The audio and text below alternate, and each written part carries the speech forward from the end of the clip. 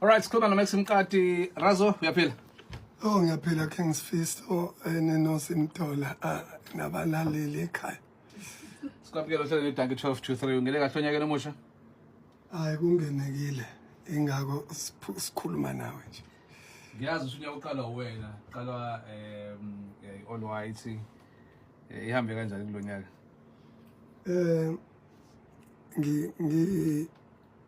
Ngithanda nje ukubonga abantu abafike ngobuningi babo ukuzosupport All White ebenziwa ingane yami iCEO uZinhle for the first time ngingasekho mina, so yabahamba nje kahle, yaba impumelelo kakhulu. Max, bayingcosana ngempela abantu abangawazi amagalela akho ekuthuthukiseni umnotho waselokishini laseMlazi. Nokulibeka ke ebalazweni kakhulu ngohlobo lwebusiness onalo kuleya ndawo leya. Mhlawumbe kulabo abangazi ungabakhumbuza ngamazwi akho nje nokuthi business lakho liyini lenzani? iMax Lifestyle yaba khona ngo-2000 sikhuluma nje kulonyaka ino 25 years. iMax Lifestyle yaqala incane umjondolo nje owa-one room eRenkendala yaseMlazi. Ngaba nephupho lokuthi one day ngifuna ukubona kunabelungu nama-tourist ney'nkampani ey'nkulu zize lokishini, nokuthi sikhuthaze intsha esemalokishini ukuthi yonke into iyakwazi ukwenzeka elokishini, awuze kufanele siyenze ngaphandle kweTheku noma eKZN, siye koGoli, siye koCape Town mesifuna ukuthi sidevelophe. Singakwenza lokho sisekhaya. Yakhula-ke leyo vision enganginayo, yaqala as uShisanyama umncane, yahamba yakhula, kwabe sekufika this vision ukuthi how can ngingawushintsha kanjani uShisanyama, ngoba uShisanyama uvele ukhona sisakhula kobaba uDube kaV. Ngingawushintsha kanjani uShisanyama ukwazi ukuthi ube user friendly, which means kube lula ukuthi u-attract nabantu besifazane nabantu abaphuma ema-office. Ngase ngiba nesibonakaliso sokuthi fanele ngiyenze ibe like i-restaurant type of Shisanyama restaurant, where uzokwazi ukufika uhlale phansi wenzelwe, ungasondelane nomlilo. Sazi kahle thina sikhulele lokishini ukuthi uShisanyama kwakuyinto yabantu besilisa, owawufika uzosele nje ube nentuthu, kwangekho umuntu owuchef kaShisanyama. Ngafika yonke le nto ngayishintsha, ngabeka kwaba iMax Life, kwaba ma-lounge, and then that is where the lounge started and la become ibhizinisi labantu abamnyama lokuthuthukisa emalokishini. Agcina seziningi indawo ezama-lounge ezikwazi ukuthi abantu bangasaya kude emadolobheni nakuphi, mese bephuma beziphuzele bagcina sebebuya beshayise ngemoto noma sebeboshiwe, bekwazi ukuthi babe seduze. Agcinanga-ke lapho, igcina-ke iMax Lifestyle isiheha abantu abaqhamuka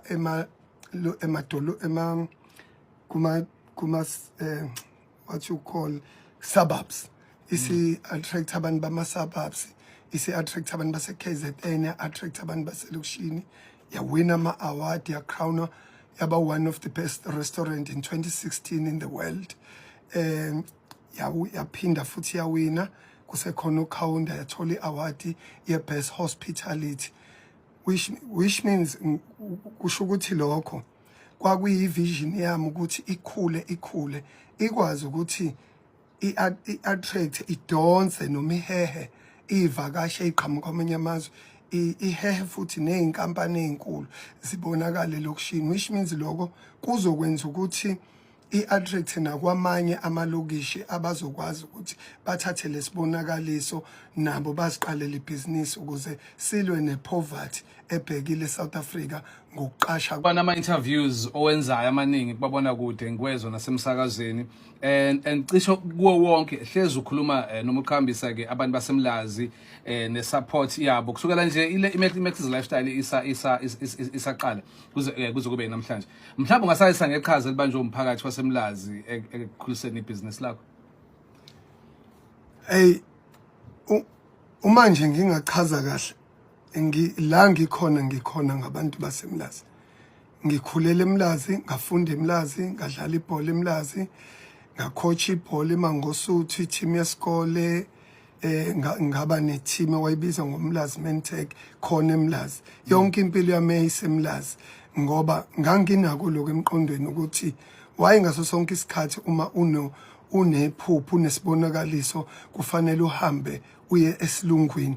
So abantu basemlazi ngingathi ibona abakha iMax's lifestyle lo ibonayo ngoba before iheha abantu bangaphandle yiba baqala bayisupport yiba baqala bafika in numbers and more than that bayayigada iba ne-security according bona ngoba ayikho into eronga abayenzayo ngoba bayayi-appreciate bayayithanda indawo yabo ngoba bakwazi ukuthi kube khona ama-celebrity niyakhumbula kudala kusekhona i-generation yo Queen yoSophie yatrenda ngokuthi uqatshuliwe kuma-parking. It was a good thing ukuqatshulwa kodwa phela fanele umuntu avume ukuthi aqatshule.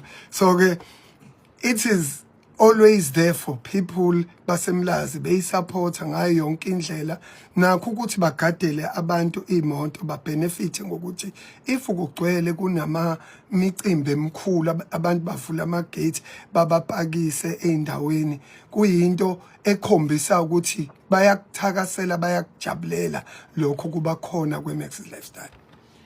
So manje Max umsindo lo suke einkundleni zokuxhumana ongaka udalwa yini makunjani?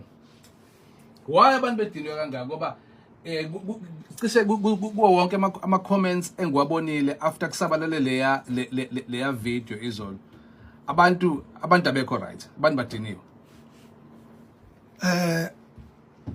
Ngifuna nje ukukhuluma nabantu baseNingizimu Afrika bas understand thina njengabantu abamnyama njoba siphila sama human being uma human being uyalenza iphutha mhlambe uthi mangabe ukukhuluma mhlambe kube khona ungawakhethi kahle amagama uthola ukuthi ilento ikhoswe igama olifakile mangabe kuyilesingisi kanti walifaka ngendlela errong uma leli gama makwalifaka ngendlela errong and isahle sidwe umoya wonke ufika kusona fanele wazi ukuthi ngawu president ngabe ubani akufanele wena wenze mistake bazobuza ukuthi uxolisa kanjani ube umdala akufanele wena wenze iphutha kodwa ngisho ubaba wami ongizalayo still usawenza amaphutha ezisiphila sabantu siphila ngawo ama mistakes esiwenzayo.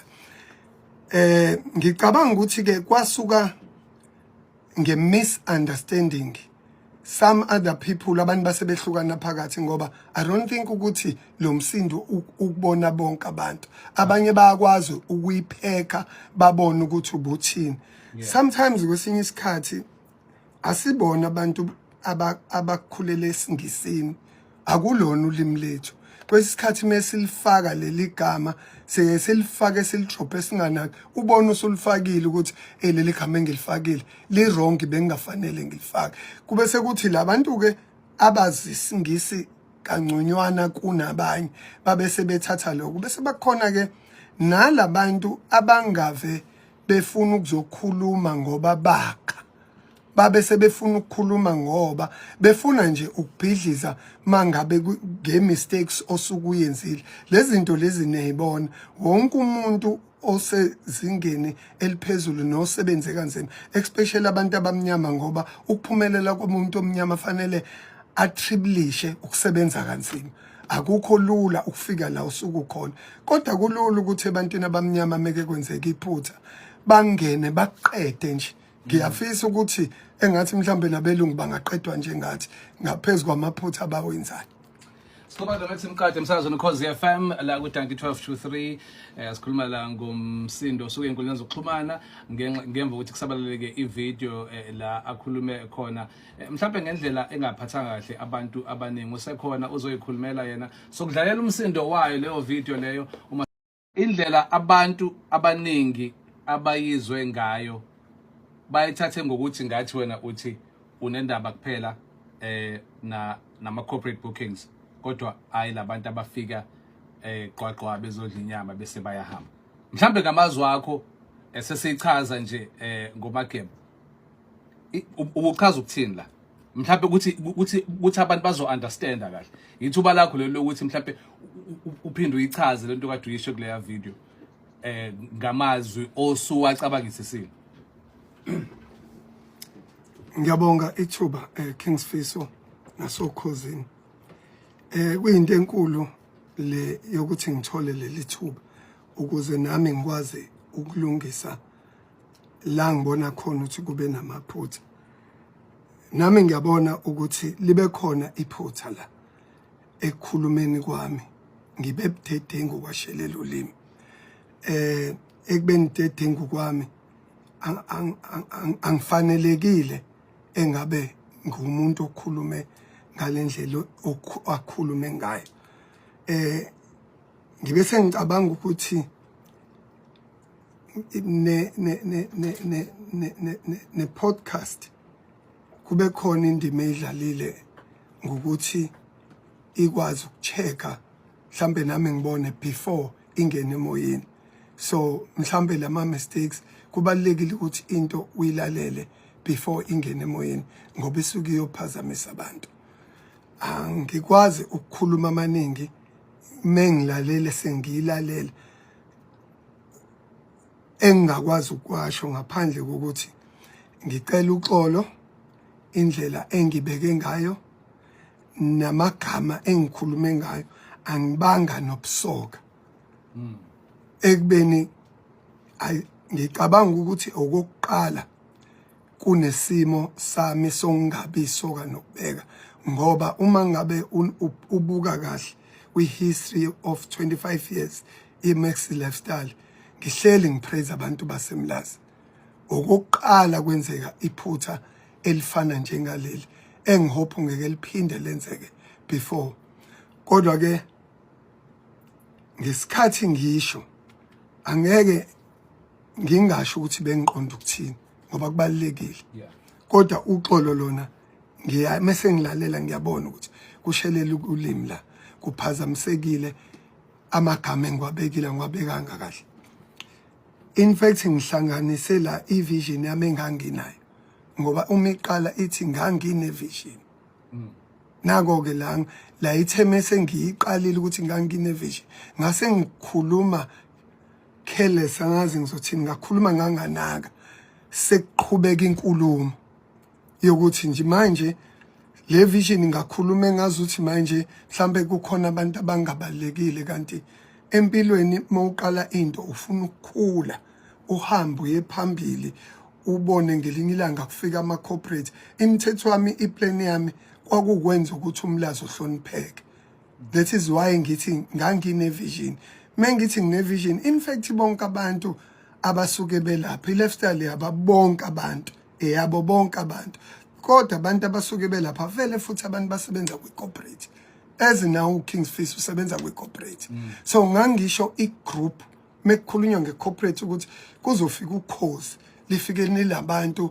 abawu100 lizobamba umcimbi walo khona nako ke la engachazekanga khona so ngase ne-wedding yami nendlela engibeke ngayo yangabekeka kahle ngangabikho nesoka lapha angibasoli laba abangazwisisi nalabo abazwisisayo ngiyacabanga ngoba bayangazi ukuthi angiyena umuntu ojwayele ukubukela abantu phansi nengingabahlonipha abantu ngoba ngikhulele eMlazi ngafunda eMlazi ngenza yonke into eMlazi so angikaze ngikwazi okuphezulu nokuphansi it's unfortunately sometimes muzwa ama comment athi umuntu ngalesikhathi edutshula kwakufanele afe you can't make a mistakes ube so uthi kwakufanele afa umuntu ngesikhathi edutshula mina ngikaNkulunkulu angene umuntu and angiyindawo ngiyohlezi ngiba khona. So it's a something sensitive. Kuyakuthiwe umuntu mangabe enzile ubulima na ungabenzi ubulima. If mina ngenza ubulima ungabi wena isilima. Uyabona into engishoyo ngoba nami mise ngihleli phansi sonke siyabona hayi ngiphetile la. So it takes a courage and a real man. Uma wami akekho emhlabeni wayengifundisa njalo. Wathi mntanami uzofunda ukuxolisa especially kumuntu wesifazane. Akukhona ukukhombisa ukuba igwala ukuxolisa umuntu bazwile Mqadi ngifuna siphinde sibuyele kule yabantu basemlazi ngoba njobo usuchazile kaningana ibona kune lifestyle nje namhlanje ibona labo bantu ngithi yabo kwaba khona isikhathi la izinto kade ishintsha khona sekuvulwa ezinye indawo sasebenza nawe lapho abantu abaseka kakhulu abantu basemlazi mhlawumbe ukhona umlayezo ofuna ukubhekisa kubona kakhulu ngoba ngibona enkundleni zokuxhumana ibona abantu abakhala kakhulu la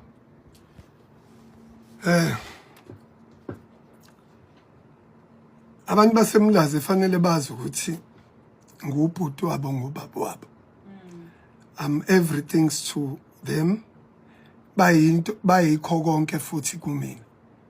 Even abantu beTheku namaphethelo nabantu bokuhamba ngizama ngayo yonke indlela ukuthi lento yehospitality ngiyiphile. Ihospitality iqala ngisho nangendlela okukhuluma ngayo. Ukuthi ngikhulume kungazwakali kubona. Ayike balandele zonke izinkulumo zami babone ukuthi angikaze ngibe umuntu ohlezi ebanqoma ohlezi esho ukuthi abantu basemlazi bayikho konke. Kuno businessmen abaningi emlazi nabo bonke ke labantu abanye engikhulume ngabo abanamabhizinisi bengicela nje kufike enhlizweni zabo ukuthi konke ngikukhulumile ngikukhulumeke wrong. Ngicela nabo banginike ithuba ukuthi hayi irazo yenu iyaxolisa ubhuti wenu uyaxolisa.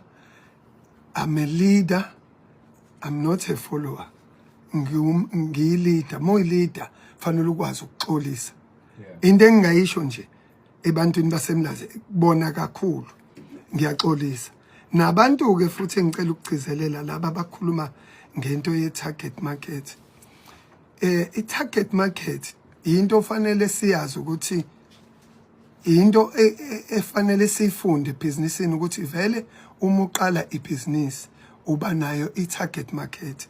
Even uKhozi line target market. Even all radio station anayo i-target market. Ingakho ngithi indlela ekubekeke ngayo ekungabekekanga kahle. Ingakho futhi abantu beya la bethanda khona ngoba kukhona lento abasuke beyithola abona ukuthi mina ngifanelekile or ngisuitable ukuba kule ndawo ngithanda le ndawo ngoba le ndawo ingiphatha kahle. Angiyena umuntu okhuluma ngamabhizinisi abantu kuyaqaleka ukuthi mhlambe kwenzeke imistake nje engibathembisa kona. Ngicela bathole inhlizweni zabo bathole kuNkulunkulu wabo nasemadlozini abo ukuthi bangixolele ngoba lento yokuxolela awuzuxolela uMax kuphela uzobe futhi ungaxolela uMax.